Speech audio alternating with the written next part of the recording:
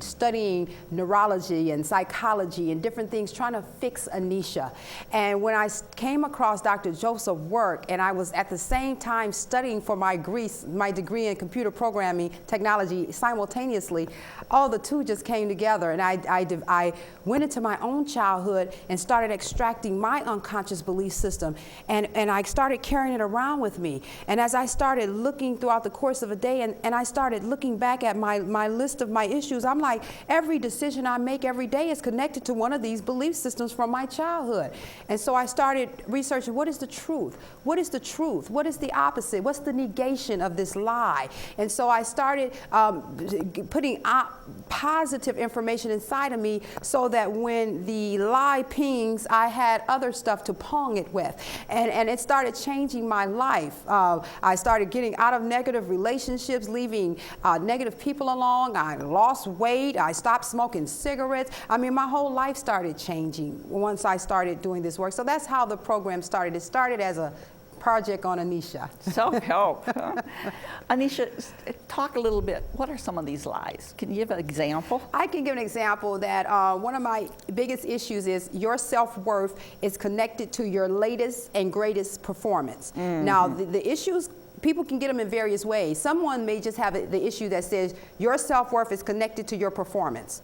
My issue is your self-worth is connected to your latest and your greatest performance. Because in my childhood, my mother would make me, she would raise the bar every day on what I had to do to get some recognition or validation from her. So I always had to perform. I had to memorize long passages out of the Bible and recite them to her friends, and they would praise her. You know, you're raising that girl right. You know, and every day, if I had memorized 5 verses one day, the next day I had to memorize 8 verses, and it was always a bar being raised. So in my life today, I have to caution myself, because and especially when one of your lies or issues appear to be positive to other people. I have all kind of awards and accolades and things on my dresser from outstanding academic achievement. I graduated summa cum laude 3 times with my degrees. And that means that's good. You know, that's good, Anneshia, but Anneshia, you're neglecting other areas of your life because you're not balanced, because you're trying to perform all of the time. I know that's one of my issues.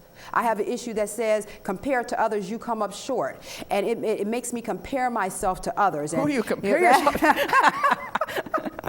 It makes me compare myself to others, but I know that it's a lie. I know that I don't come up short. I know I'm not in a contest with anybody. So now when I see somebody and that lie is ignited in my unconscious mind, see, before it was just a feeling. I didn't know. I didn't hear the directive, but the directive was there, and it was just producing a feeling. Now when something happens, I can immediately identify which directive is coming from, and I can come back with the truth, and when the truth comes on, it takes the feelings, it changes the feelings that I was feeling. It overwrites the feeling. You know, if you compare it to others, you come up short, then I feel inadequate. I feel angry. I feel jealous. I feel insecure. But the truth is, compared to others, I come up Anneshia. We are all a mixed bag of weaknesses and strengths. I'm not in a contest with anybody, and I won't allow myself or anyone else to put me in one. Then I feel worthy. I feel comfortable. I feel capable. And so I no longer need the drugs and the alcohol to cover and mask those feelings, because now I know the exact source that's producing those feelings.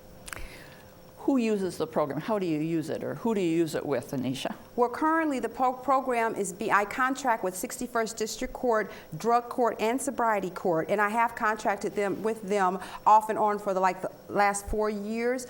The program was initially piloted inside of the STOP program, the 61st District Court STOP program. START stands for Start Treatment of Prostitution. That program ran for 4 years, and we worked with women who had drug addiction and prostitution issues. Currently, the program, as I said, is being used with Drug Court and Sobriety Court, and it's also being used by Arbor Circle Mission End program. The Mission End program is a program that targets women who have histories of drug addiction or HIV, who have children under the age of 5. So it's just really high-risk women. It's a mixture, you know, of women, high-risk women who've had these issues, drug addiction issues in their past, and they have children. And the program is designed to help the women not pass these generational issues on to their children. Not to pass the lies on. Not to pass the lies. How successful has the program been? And we're not measuring your performance, Anneshia. Well, the program has been phenomenally successful. And that was a quote from one of the administrators of 61st District Court. We have an alumni group, and a lot of the women who initially came through the program 4 years ago still come back to alumni every month.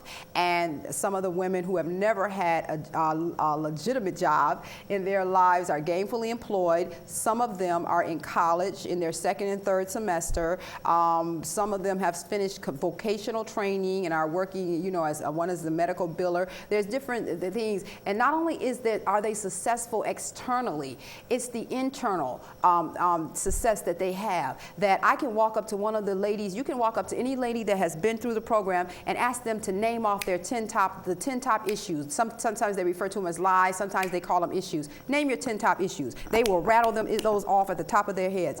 When they make a mistake or do something that's negative, they can tell you exactly why they did it. Not a left brain confabulation, which Dr. Joseph says most people tell you. Most people don't know why they do what they do.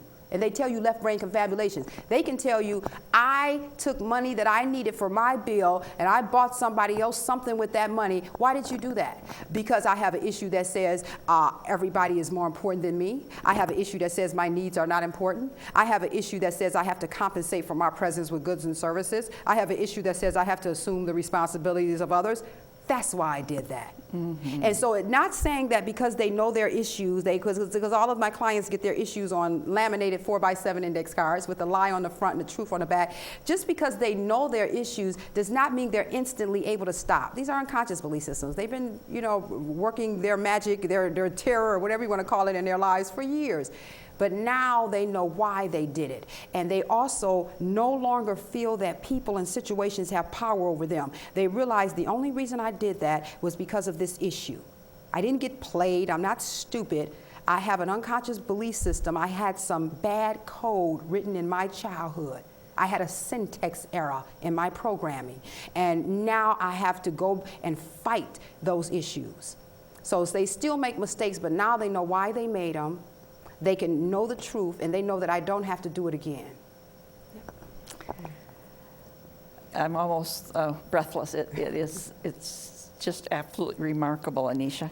I know that you do some work with young people, with teens through Urban Family Ministries. Well, no, it's through the Lives That Bind in collaboration with Arbor Circle and Weed and Seed and the Urban Family Christian Ministry. So it's a collaboration of various organizations in the Grand Rapids area, and we did an 8-week a group series over the summer, and it's still the same basic program, except depending on the venue, I may not have the ability to individually assess each youth, and depending on what type of agreement I have with an organization. But what I have done over the years is I've developed a list of most commonly seen issues. In fact, I'm writing a book about them.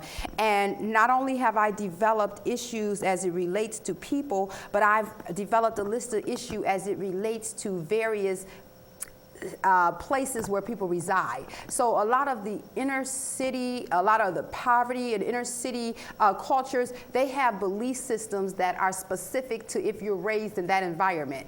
And so what I do is I formulate groups that will reach the youth because the youth groups look a little different than the adult groups, because I can keep them engaged and attentive. And I made some mistakes early on. I learned from them how to keep youth engaged. But what we do is okay, say for instance, a lot of youth, if they've raised around in the inner city around poverty, they have a belief system that the game, quote unquote, is the way out, which is illegal activities. That's the way out of poverty. That's the way out. That's the way out of just being disrespected, to get respect. So a lot of them have that unconscious belief system. A lot of them have an unconscious belief system that their self-worth is connected to material possessions. So they feel that their value is connected to the brand of gym shoe that they have on the brand of clothes clothing that they have on. So we do groups to negate those belief systems. We do skits, bring in, show them alternative way, show them other ways to exit poverty because really you're not exiting poverty in the game. What you're doing is you're getting a little money on a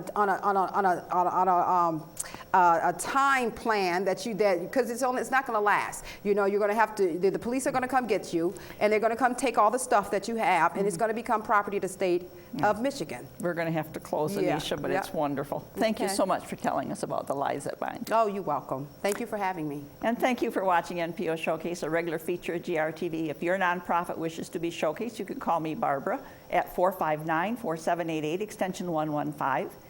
And in closing, I wish you a peace-filled week.